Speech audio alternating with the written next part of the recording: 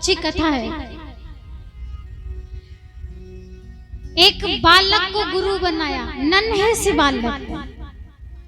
अब बालक से क्या शिक्षा ली होगी? बालक से शिक्षा ये ली थी उन्होंने कि बालक जब रोता है, बालक को डांट दो तो वो रोने लग जाता है, और उसे खिलौना पकड़ा दो वो तुरंत खुश हो जाता है और रोना भूल जाता है। उसी प्रकार इस संसार में यदि रहोगे तो ये संसार तो रुलाएगा ही रुलाएगा, लेकिन भगवान का नाम का सहारा लोगे ना तो जीवन में कभी रोना नहीं पड़ेगा।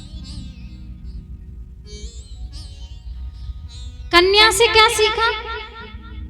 कहते हैं कि एक कन्या के घर मेहमान आए और उस कन्या की सगाई हो गई थी, तो उसने अपने हाथों में चूड़ी पहन रखी थी। उस कन्या ने अब भरे भरे हाथों में चूड़ी पहने थी। मेहमान आए तो देखा कि मेरे घर मेहमान आए हैं और घर में खाने को कुछ नहीं है, तो चावल कूट करके, धान कूट के चावल निकाला। तो जब वो कूटने लगी तो उसके मन में विचार आया कि ये जो मेहमान है आवाज सुनेंगे तो मेरे पिताजी से कहेंगे लो इनके घर में खाने को नहीं है। तो उसने कहा मेरे जो चूड़ियों की आवाज आ रही है, तो चूड़ी निकाली हाथ से और रख दे, चार चार छोड़ दो। वो चार भी बजने लगी। उसने सारी निकाल के एक एक, देखो सुगंध की है तो एक एक चूड़ी हाथ में रख ली।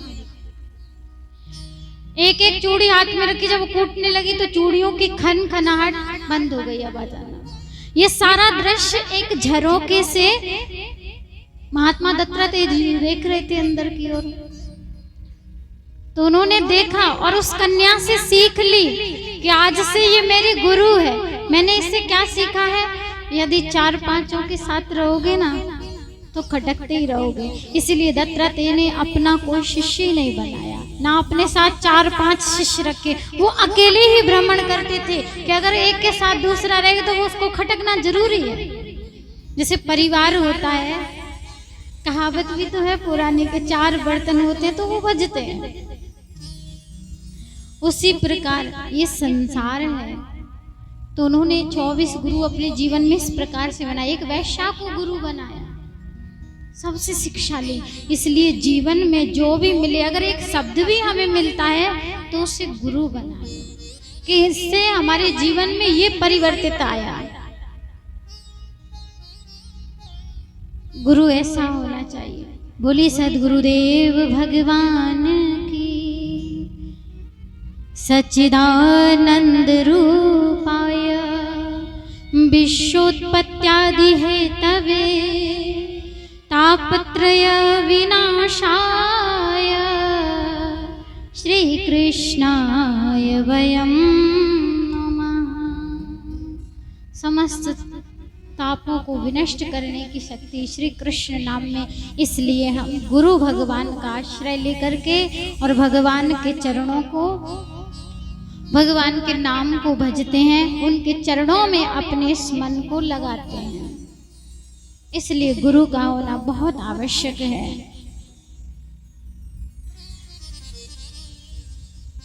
कल की कथा में आप सभी ने श्रवण किया कि राजा परीक्षित जी को श्राप लगा था 7 दिवस में मृत्यु का। अच्छा, हम और आप लोगों 7 दिन की ही हमारी आपकी जिंदगी है।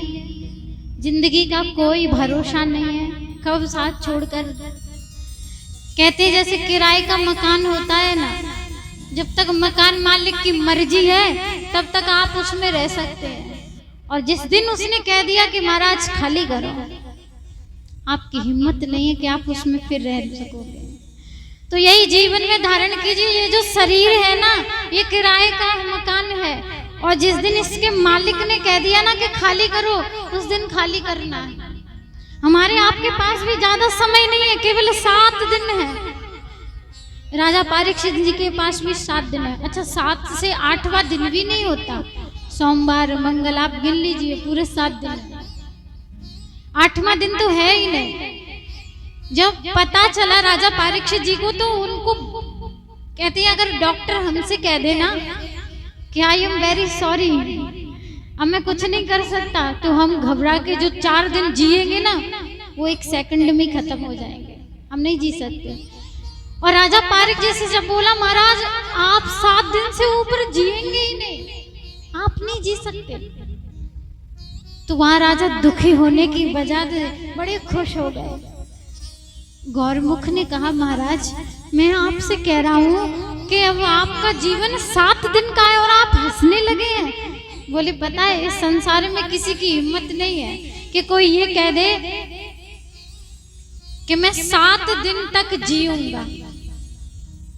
बोले मैंने संतों के मुखारविंद से सुना है कि इस जीवन का 1 सेकंड का भरोसा नहीं है, कोई 7 दिन का भरोसा कैसे दे सकता है? कोई है इसका भरोसा? 7 दिन की कोई कह सकता है कि हम 7 दिन जिएंगे, गारंटी नहीं है। आपने देखा होगा कई ऐसे व्यक्ति हैं जिनको शाम को बहुत अच्छे देखा और सुबह देखे तो महाराज पधार गए। हम अपनी आंखों देखी कह रहे हैं, एक भैया को बहुत अच्छे देखा था और लाइट लगाने गए थे और तार जो था हाथ पे गिर गया, वहीं जल करके भस्म। आयु ज्यादा भी नहीं थी, 21-22 साल के होंगे।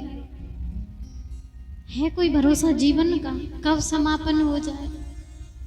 राजा पारीक्षित जी ने अपने जन्मेजय पुत्र को राजगद्दी दे दी और उन्हें छोड़ करके सब त्याग करके चल पड़े। अच्छा, हाथ में राजा ने अपने सुख सुविधा की कोई वस्तु नहीं ली, कुछ नहीं लिया, जैसे बैठे थे वैसे ही उठ करके चल दिए। अब वन में जाएंगे तो सुख सुविधा की चीज तो होनी चाहिए, राजा है, लेकिन उन्होंने किसी चीज को हाथ नहीं लगाया, सब छोड़ दिया।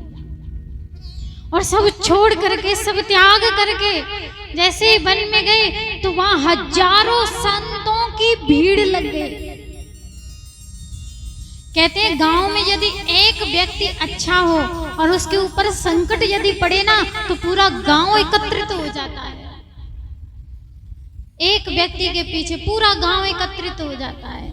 जब पता चला कि राजा पारीक्षित के जीवन में संकट आया है तो सब दौड़े चले आए और आकर के सब राजा के पास खड़े होकर के कहने लगे कि हे प्रभु, हमारे भी पुण्य ले लीजिए लेकिन राजा को जीवन दान दे दीजिए,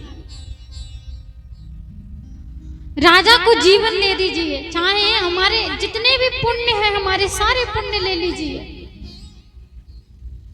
राजा पारीक्षित जी कहने लगे आप अपने पुण्यों को किसी और के लिए छोड़ रहे हो।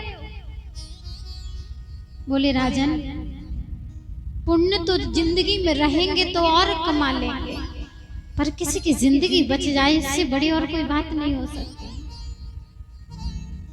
सब जो सुनता है वही दौड़ करके राजा पारीक्षित जी के पास आता है। हजारों लाखों संत आ गए और सब बैठ करके निर्णय निकालने लगे कि 7 दिन में इनकी मुक्ति कैसे हो, कोई तो उपाय होगा। एक संत कहते हैं कि काम करते हैं, महाकाल भगवान जो काल के भी काल है वो महाकाल भगवान है, इसलिए महाकाल का शिव महापुराण का पठन कीजिए, शिव महापुराण का वर्णन कीजिए।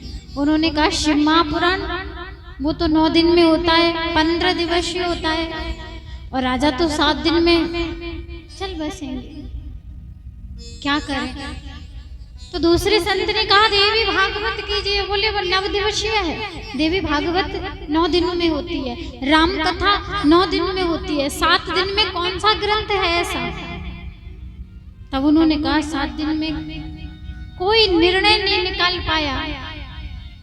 जब कोई भी निर्णय नहीं निकाल पाया तो वहीं पर श्री व्यास नंदन सुखदेव जी महाराज का आगमन हुआ। बोलिए सुखदेव जी महाराज